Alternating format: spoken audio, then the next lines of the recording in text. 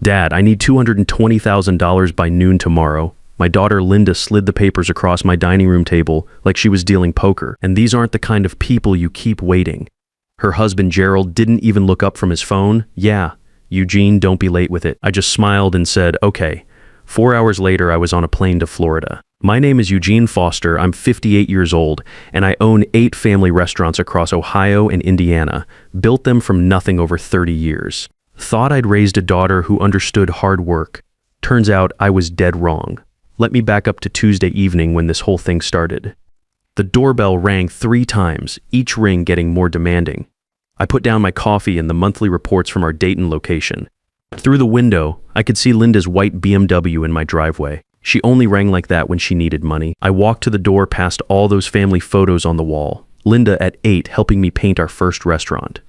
Linda at 18, graduating high school. Linda at 28, her wedding where I paid for everything. Looking at them now, I wondered if I'd been fooling myself all these years. Linda stood there with that fake smile she'd perfected. Gerald was behind her, scrolling through his phone like he was checking sports scores. Neither one looked happy to be there, Dad. Linda hugged me, holding on just a little too long. The hug felt rehearsed. Gerald brushed past us without saying hello, his expensive shoes clicking on my hardwood as he headed straight for my recliner. I followed them into the living room. Linda kept adjusting her designer purse, the $3,000 one I'd bought her last Christmas. Gerald spread documents across my coffee table like he owned the place. Linda sat on the edge of my couch, touching the gold necklace I'd given her for her 30th birthday. She always did that when she was about to ask for something big. Want some coffee water? I offered. Let's just cut to the chase, Eugene, Gerald said, not looking up. Eugene, not Mr. Foster, not even Dad, though I'd been paying his bills for 6 years. Linda's voice went high. Dad, you know we wouldn't come here unless it was absolutely necessary. You always said family comes first. What happened to that consulting business you started? I kept my voice level. Gerald finally looked up. Market changed. That's not why we're here. Linda started spinning her wedding ring. My mother's ring, she'd done that since she was 12 whenever she lied. Gerald's been working so hard on this new thing. Tech startup, very promising. How much? The grandfather clock ticked. Gerald's cologne filled the room. Linda's heel tapped on the floor. It's really not much for someone with your assets. Gerald said, leaning back in my chair, $280,000 in our account by noon tomorrow. The room spun. $280,000. Not $28,000, nearly 300 grand like she was asking for lunch money. I started remembering things. Teaching Linda to count the till when she was little, her college graduation, walking her down the aisle. When did that sweet kid turn into this? Dad, we wouldn't ask if there was any other way, Linda said, dabbing at her eyes. No actual tears, though. The mortgage, the kid's private school, everything's so expensive now. I knew about expensive. I paid those school bills directly. $12,000 per kid per semester at St. Mary's, the mortgage on their Westerville house where I'd covered the $85,000 down payment 3 years ago. Gerald got up and walked to my bar without asking. He poured 3 fingers of my 18-year-old bourbon. These aren't bank people we're dealing with, Eugene. They're serious. Would hate for this to mess with your restaurants. That was a threat. Clear as day, my head started pounding. Dad, you look pale, Linda said. Not worried, calculating. Then she said the words that changed everything. If Mom were still alive, she'd be ashamed of how you're treating us. That hit like a punch. Linda knew exactly what she was doing. Carol and I divorced 8 years ago, but Linda still used her memory like a weapon. Never mind that Carol lived happily in Naples with her new husband. Never mind that Carol had warned me about Linda's games years ago. Your mother would have told you both to get jobs. Gerald laughed from my bar. Jobs? I'm an entrepreneur, Eugene. I create opportunities. 3 failed businesses in 5 years. A crypto disaster I'd warned him about. The consulting firm with 0 clients, I'd funded every single one. You missed Sophie's recital. Linda switched tactics in Max's soccer game, but you have time for restaurant paperwork. Those reports kept their kids in private school, kept their BMW running, kept their fancy address. But I didn't say that. Let me get this straight, I said. You need $280,000 by noon tomorrow. For what? Linda and Gerald looked at each other. Gerald shuffled his papers. Real estate deal, time sensitive. You just said your business failed. Gerald's hands went white on the papers. This is different. This is crypto. I mean guaranteed returns, crypto, not real estate. Same lie that cost them $75,000 8 months ago. Linda's phone buzzed. She typed fast, then put it face down. Dad, we've always been there for you. When you and Mom split, who supported you? When COVID almost killed the restaurant business, who helped? You were in Cabo that whole summer, posted about it every day. That's not fair. I started adding in my head, the wedding $65,000, house down payment $85,000, Gerald's first startup $90,000, the second $45,000. The crypto mess $75,000, almost $400,000 over 6 years. Now they wanted another $280,000. These aren't debts, Eugene. Gerald stepped closer. These are obligations. Serious people, serious consequences. Your restaurants, your reputation, everything you built. Are you threatening me? We're being realistic, Linda said. We need this by noon tomorrow. Non-negotiable. I looked at them both. My daughter who'd become a stranger. Her husband who'd never been anything but a leech. Fine, tomorrow, now get out. Linda thought she'd won. She tried to hug me. I stepped back. Gerald stuck out his hand. I didn't shake it. Family first, right, Dad? Linda said, grabbing her purse. They left. I watched their BMW disappear down Maple Street. I waited 5 minutes, then called Howard Wells, my lawyer and friend for 25 years. They crossed the line? He answered. $280,000 by noon tomorrow. The paperwork's ready. They don't know Linda's name was never on that house deed. What about Carol? She's been waiting for your call. I hung up and went straight to my home office. My head had stopped pounding. Now I felt clear, focused. My laptop showed an email from 3 weeks ago. Beachfront condo rental, Naples, Florida, March 15th through April 15th. Your reservation is confirmed. I called Southwest Airlines. The morning flight could be moved to 6 to 45 a.m. First class available for 1 passenger. My safe opened with a combination I'd never shared with anyone, not even Linda. Inside were 15 years of financial records. Every check, every transfer, every loan that never got paid back. All organized in labeled folders like I was running an audit. Gerald's signed promise from December, swearing this would be the last time. Linda's Instagram posts from the past year, all printed out. Shopping trips to Easton Town Center, expensive dinners downtown, weekend getaways to Chicago, all while claiming they were broke. I found an old Amazon box in the garage, started filling it with documents. First, the deed to their house. Second, the complete loan history, $397,000 over 6 years. All documented. Third, legal papers Howard had prepared months ago, hoping we'd never need them. At the bottom, a USB drive. Tonight's security footage from the cameras I'd installed after someone broke into the Dayton restaurant last year. Everything was recorded. Linda's fake tears. Gerald's threats, their whole performance. On top, a note, you wanted it by tomorrow. Here's what you're really getting. Packing took 20 minutes, 1 suitcase. Florida clothes, important papers, medications. I sent Norman Stone an email. He managed our biggest location in Columbus. Family emergency. You're in charge. Details later. I stood in my hallway looking at our family portrait from 3 years ago. We'd taken it at the original restaurant's anniversary party. Linda looked happy then. Maybe she actually was. In my bedroom, I took off my Ohio State class ring. Linda used to play with it when she was little, spinning it around my finger. Into the box it went. My phone showed 3 texts from Linda, deleted without reading. Gerald called twice. Those voicemails could wait forever. Time for the call I'd been dreading. Carol answered on the first ring. Eugene? Howard told you, are you really doing this? Should have done it years ago. She's still our daughter. She's not the daughter we raised. Carol was quiet. Then, no, she's not. The girl we raised would never threaten her father. We said goodbye. Carol understood what Linda had become. Maybe mothers see it first. At 11:30, I stood in my kitchen looking at the refrigerator, covered with my grandchildren's drawings. Sophie's stick figures of Grandpa and me fishing. Max's crayon picture of our Columbus restaurant with Grandpa's work written in kid handwriting. I took the fishing picture, folded it careful, put it in my wallet. The kids weren't part of this mess. They didn't ask for parents like Linda and Gerald. I set the box on my front porch table where they'd see it first thing. The doorbell camera would catch their faces when they opened it at noon, expecting money and finding truth instead. Alarm set for 4:30 a.m. 6 hours until my new life started. 7.5 hours until theirs fell apart. The alarm went off right on time. I never hit snooze anymore. Learned that habit from 30 years of running restaurants.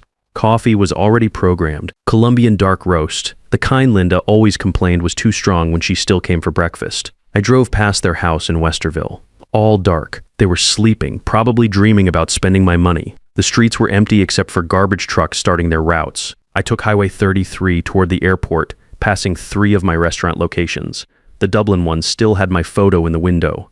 Norman would have to take that down. At the airport, I checked in with Michelle at the Southwest counter. She'd helped me with business trips for years. Florida today, Mr. Foster, change of plans. Everything all right? Better than it's been in years. I didn't look back at my car in long-term parking. That Toyota had driven Linda to her wedding, Gerald to countless bars, me to the bank too many times. Norman could deal with it. Security was empty at 6 a.m. The TSA guy recognized me. Where to today? Somewhere warmer. Business or vacation? Neither. Personal. Gate 14 was quiet. I got coffee from the shop there. Kelly, the barista, knew my usual order. Medium dark roast, no room. Make it large today. Special occasion. You could say that. I sat at the gate, coffee warming my hands. My phone showed the final count. 7 missed calls from Linda, 3 from Gerald, 12 text messages. I powered it off completely. Took out the SIM card, dropped both in the trash. First-class passengers started boarding at 6:30. The gate agent scanned my ticket with her usual smile. The jet bridge stretched ahead. Each step felt lighter. I settled into seat 2A, window on the left. Accepted the coffee they offered, unusual for morning but perfect for this moment. Other passengers filed past. A young couple heading to their honeymoon. Reminded me of Carol and me 35 years ago. A businessman typing on his laptop, chasing some deadline that seemed so important. The captain announced a slight delay. My chest tightened. Had Linda figured it out early? The door opened, but it was just a late passenger rushing to economy. Takeoff was smooth. Austin climbing below, the hills and lakes I'd called home shrinking to nothing. Somewhere down there, Linda's alarm was going off. In 5 hours, she'd be at my empty house. In 6 hours, she'd find the box. In 7 hours, everything she thought she knew would be gone. The flight attendant came by with breakfast menus. Business or pleasure? I thought about it. Justice. She laughed like I'd made a joke. If only she knew. By the time we hit cruising altitude, I was having the first peaceful breakfast I'd had in months. No phone calls, no demands, no threats. Just coffee and quiet sky, flying toward a life where nobody expected me to write checks instead of earning respect. I learned what happened next from Howard, who got the whole story from my neighbor Mrs. Patterson and the security cameras. At exactly noon on Wednesday, Linda and Gerald pulled into my driveway expecting to collect $280,000. Instead, they got the education of their lives. Howard sent me the footage 3 days later. I watched it from my condo balcony in Naples, waves crashing in the background, while my daughter's world exploded on my laptop screen. The timestamp showed 11:58 a.m. when Linda's BMW turned onto Maple Street. She was early, probably eager to get her hands on the money. Gerald sat in the passenger seat, checking his phone like he was tracking basketball scores, probably planning his next bet. They walked to my front door like they owned the place. Gerald carried his empty briefcase, the $8,000 Hermes one he'd bought with my January loan. Linda applied lipstick in her car mirror first, same red shade she'd worn to ask for her first car at 16. Linda rang the doorbell at 12:02. Normal ring, not the demanding triple tap from Tuesday night. She waited exactly 10 seconds, then rang again, longer this time. Gerald cupped his hands against the kitchen window. "Car's gone," Linda said, loud enough for Mrs. Patterson to hear from her garden next door. "So what?" "He's got the Buick and the truck," Gerald said. "Lights are on timers. They tried my front door at 12:05. Linda's keys scraped against the lock. Couldn't get purchase. Howard's guy had changed them at 7 a.m., 3 hours after I'd left for Florida. Gerald spotted the box at 12:07. Just a regular Amazon package sitting on my porch table. Nothing special except Linda's name written across the top in black marker. She opened it casual, probably expecting some late birthday gift. The first thing she pulled out was the deed to their house. Her face changed like time-lapse photography. Confusion to disbelief to horror in about 3 seconds. She dropped it. Gerald snatched the paper before it hit the ground. "What do you mean it's in his name?" Gerald's voice carried across the yard. Linda pulled out the spreadsheet next. Every payment, every loan, every gift documented. $397,000 over 6 years, not including the house down payment. Her hands shook as she reached the bottom line. The photos came next. Gerald at Rivers Casino last Tuesday, timestamps clear, his losses written all over his face. Then the promissory note he'd signed in December, swearing that money was the last he'd ever request. Linda's text messages to her friends, all printed out and highlighted. Dad's too pathetic to say no. He'll cave, he always does. And my personal favorite, I deserve this money more than he does anyway. At 12:15, Linda's phone started buzzing. First credit card decline, then another, then another. Chase, American Express, the Nordstrom card I'd been paying for. All suspended, all canceled at midnight while she slept. Gerald tried calling someone at 12:18. His bookie Howard found out later. Guy told him credit extensions needed collateral, not promises. Linda collapsed on my porch steps, her designer dress crumpling against the concrete I'd had resurfaced last summer. She found the USB drive at 12 to 20, plugged it into her phone with shaking fingers. Her own voice echoed from the tiny speaker, clear as day. Just take whatever he gives you. He's too pathetic to say no. Then Gerald's voice, these aren't bank people, Eugene. They're serious individuals. The prenup appeared last. Page 47 highlighted in yellow, gambling addiction clause circled in red. Immediate forfeiture of marital assets if gambling debts exceeded $50,000. Gerald had blown past that threshold 3 years ago. Gerald threw his briefcase at my door at 12 to 23. The handle snapped off, expensive leather scattering across my porch. Linda's sobbing became audible on the recording. Not the pretty tears from Tuesday, but raw, ugly sounds of someone realizing they'd played themselves. Mrs. Patterson came outside at 12:25, all 5 feet of her holding her phone like a weapon. I'm calling police if you don't leave. This is private property. This is my father's house. Linda screamed, mascara creating abstract art on her cheeks. Not anymore. Mr. Foster sent me the transfer notice this morning. You're trespassing. Gerald stormed to the car at 12 to 27, leaving Linda to gather the scattered papers. Her inheritance was now just litter on my porch. She left some behind. The wind could have them. Gerald peeled out, leaving tire marks on my driveway that the property manager could bill to their account. At 12 to 31, exactly when Linda discovered her free ride had ended, I was ordering grouper at a beachside restaurant in Naples. The waiter asked if I was celebrating something. Graduation, I told him. Your kid? Mine, Howard called Monday with the rest. Linda came back Sunday morning with a locksmith who refused the job once he verified ownership. She tried climbing my fence until the security company showed up. Police gave her a trespass warning. Gerald never came back. Howard heard he'd moved to Dallas with his brother. Divorce papers were already filed. But here's the part that surprised me. Tuesday afternoon, Linda showed up at our Dublin restaurant. Norman called me, said she looked like she'd aged 10 years in 4 days. What's she want? Says she needs to talk to you about a job. What kind of job? Any kind. Says she'll wash dishes if that's all we got. I told Norman to give her an application like any other candidate. No special treatment. She could earn her way up like everyone else, or she could leave, her choice. The credit card companies started calling her Wednesday. Chase wanted their balance paid in full. American Express suspended her account. Even her Starbucks card stopped working. Her Facebook posts that week told the whole story, each one deleted within hours, but screenshots live forever. Betrayed by family. When your father chooses money over blood, selling designer bags, serious offers only. The comments weren't what she expected. Her cousin, didn't you just post from Chicago last week? High school friend. Thought your dad paid for everything. Former coworker. Weren't you the one who quit after you got married? While Linda's world crumbled in Ohio, I sat on a beach in Florida learning to fish from a 12-year-old Cuban kid named Carlos who didn't know I owned anything more than the fishing pole I'd bought at Walmart. 3 weeks after the box incident, Linda started working at our Dublin restaurant, hostess position, $12 an hour plus tips. Norman said she showed up every day at 40:45 for her 5 p.m. shift, never complained, never mentioned being the owner's daughter. Her first day, she wore a Target blouse and pants from Walmart. The designer clothes were long gone, sold to pay rent on a studio apartment in Hilliard. No more BMW. She rode the bus, transferred twice to get to work. Norman watched her like a hawk those first weeks. She's different, he told me during one of our weekly calls. Polite to customers, helps bus tables without being asked.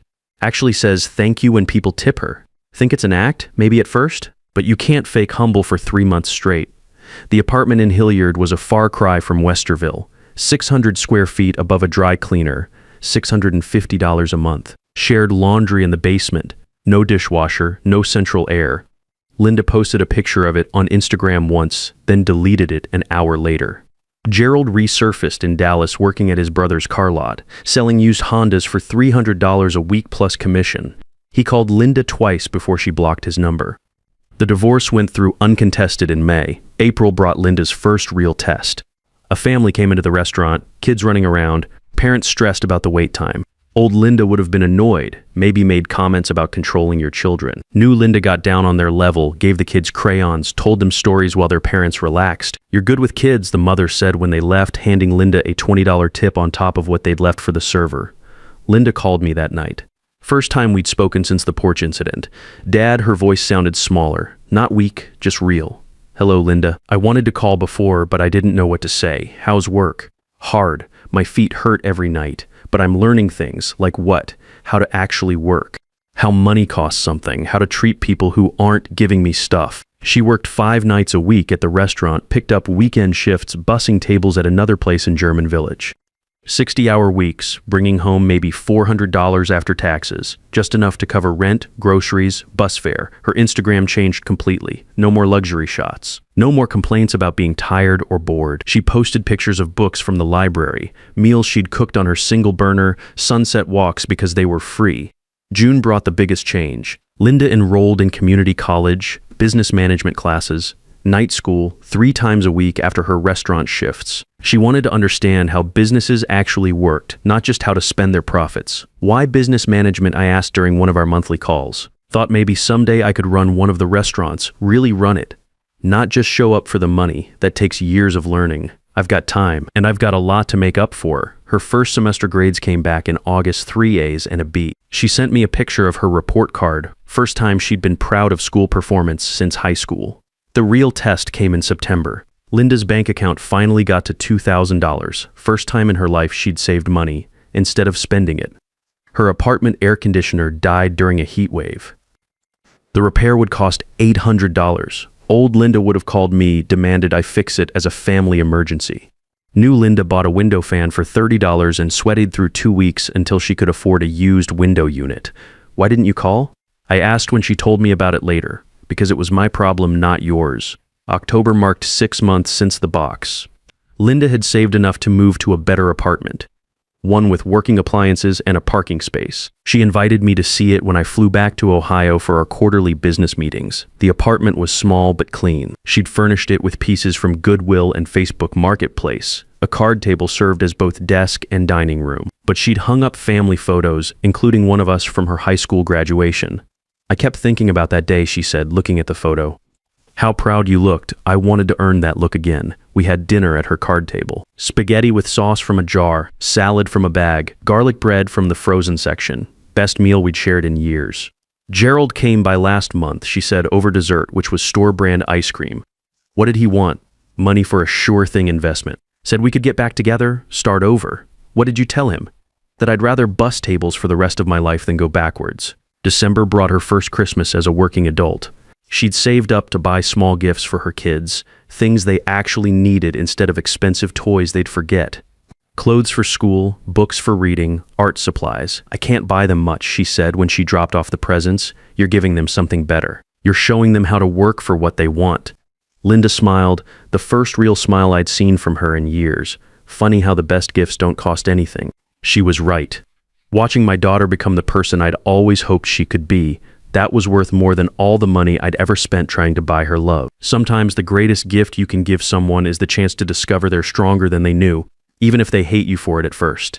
The hardest lesson I ever taught cost me $200 and nearly lost me my daughter. But watching her discover she could stand on her own 2 feet, that was priceless. I spent 30 years building restaurants and 32 years raising a child. Turns out the most important ingredient in both was knowing when to stop serving and let people feed themselves.